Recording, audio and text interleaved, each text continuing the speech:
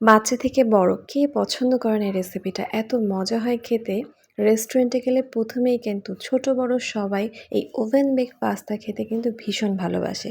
তো চলুন আজকে এই রেসিপিটা ঘরেই বানিয়ে নিই। এজন্য ১ম এ হোয়াইট সস বানিয়ে নিচ্ছি। ১ম এ প্যানে বাটার দিয়ে এর মধ্যে গার্লিক দিয়েছি হালকা ভেজে নিয়ে ময়দাটাকেও খুব ভালো করে ভেজে নিয়ে প্রয়োজনীয় মসলা দিয়ে দুধ দিয়ে একটা হোয়াইট সস বানিয়ে নিয়েছি। আর এখন দিয়ে দিচ্ছি সিদ্ধ করে রাখা পাস্তা, হাতের কাছে থাকা যেকোনো ধরনের সবজি। আমি এখানে ক্যাপসিকাম ব্যবহার করেছি, মাশরুম ব্যবহার করেছি, ভেজে রাখা চিকেন দিয়ে দিয়েছি। আর সর্বশেষে গোলমরিচের গুঁড়া, অরিগ্যানো পাউডার, চিলি ফ্লেক্স সবকিছু দিয়ে খুব ভালো করে মিক্স করে নিলেই কিন্তু আমাদের পাস্তাটা রেডি। তো এখন এটাকে ওভেনে বেক করব। এজন্য একটা বাটিতে প্লেস করে নিচ্ছি। আর খেয়াল রাখবেন বাটিটা যাতে ওভেন প্রুফ হয়। খুব ভালো করে চারপাশে ছড়িয়ে দিয়েছি আর উপর থেকে চিজ দিয়ে আবারও অরিগ্যানো পাউডার, চিলি ফ্লেক্স দিয়ে ক্যাপসিকাম এবং মাশরুম দিয়ে ডেকোরেট করে নিয়েছি।